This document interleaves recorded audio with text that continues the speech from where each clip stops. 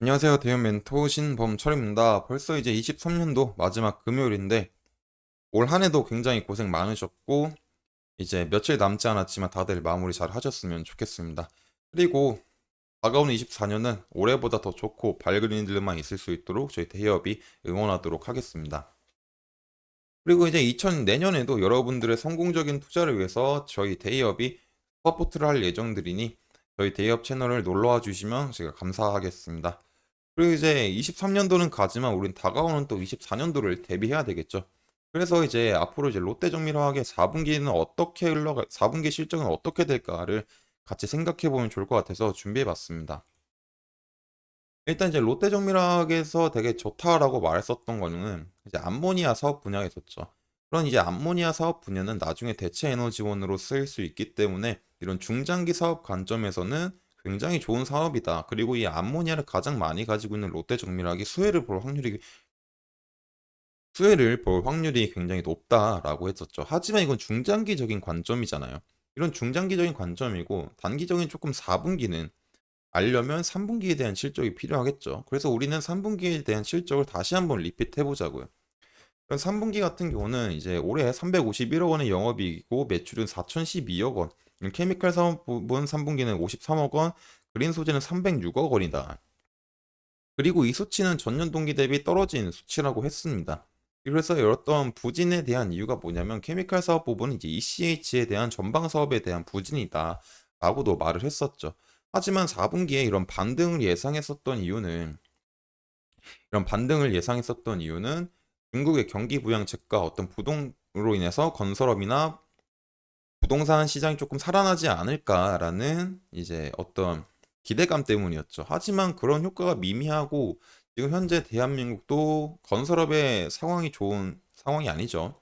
이런 것들은 이제 저번 영상에서도 설명했었고, 그래서 이제 이런 부분은 넘어가고, 근데 이제 그러다 보니까 결국 4분기도 이런 케미칼 사업은 비슷한 흐름으로 가지 않을까, 혹은 떨어지거나 뭐 이런 비슷한 흐름으로 갈 것 같다라고 생각을 합니다. 그리고 일단 ECH가 가격이 떨어진 이유는 하나 가지가 더 있는데 글리세린의 공급 과잉이다라는 점이거든요. 그래서 글리세린이 왜 공급이 과잉이 됐냐라고 하면은 이제 인도네시아가 이제 바이오 디젤 의무 혼합률 정책을 실시하게 돼요. 그러기 때문에 이런 바이오 디젤 그런 생산량이 증대가 되고 이로 인한 부산물인 글리세린의 공급이 증가가 됐다라는 점이죠.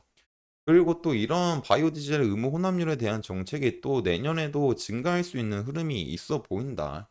그러다 보니까 이런 ECH에 대한 공급이 증가가 돼서 이런 마진 약세가 조금 지속되지 않을까라는 생각도 우리가 해볼 수 있을 것 같습니다.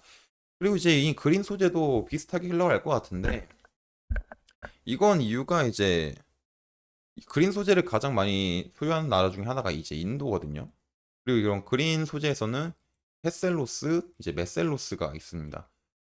이런 이제 햇셀로스 같은 경우는 이제 수용성, 페인트 3가지에 쓰이고 그럼 메셀로스는 이제 시멘트 3가지에 사용되는 겁니다. 그래서 이제 인도양의 수요 증가로 이제 햇셀로스 수요는 그렇게 변함이 없었어요. 근데 이제 계절적인 영향과 이제 비수기의 영향으로 인해서 그런 메셀로스의 마진이 조금 하락을 했다. 그리고 이제 식의약용 셀룰로스 이것도 이제 전분기 대비 소폭 조금 감소하지 않았나 라는 이유로 인해서 4분기에 그린 소재 사업부도 이제 3분기와 비슷하거나 조금 떨어지지 않을까라고 생각할 수 있을 것 같습니다. 그래서 이제 롯데정밀화학 4분기는 3분기 총 정리를 하자면 ECH와 부진 그리고 그린 소재의 조금 부진으로 인해서 3분기와 비슷하거나 조금 떨어질 수도 있다라는 점이죠. 그리고 이제 롯데정밀화학이 정말 이제 반등세가 나와주려면 정말 이제 케미칼 사업 부분이 조금 잘 돼야 될 텐데 아직까지는 이런 흐름이 조금 안 보이지 않나. 하지만 이제 롯데정밀화학은 굉장히 괜찮은 사업을 하고 있거든요. 뭐 요소 사업도 하고 있고 그리고 이제 ECH 말고 ECH도 있고 암모니아도 있고 그런 그린 소재 사업 분야도 있고 이런 그린 소재 사업 소재도 점점 커지고 있는 중이다라는 거죠. 그렇기 때문에 지금은 조금 힘든 상황이긴 해도 중장기적으로 보면은 이제 괜찮아지지 않을까. 그리고 그 동력에서는 이제 암모니아도 큰 역할을 할 거고, 그리고 요소도 큰 역할을 할 거라라고 생각을 합니다. 그리고 점점 이제 경기가 좋아지면 다시 이제 ECH에 대한 산업도 부흥이 되지 않을까 생각을 하고요. 그래서 이제 롯데정밀화학을 간단하게 4분기 예측을 해봤고요.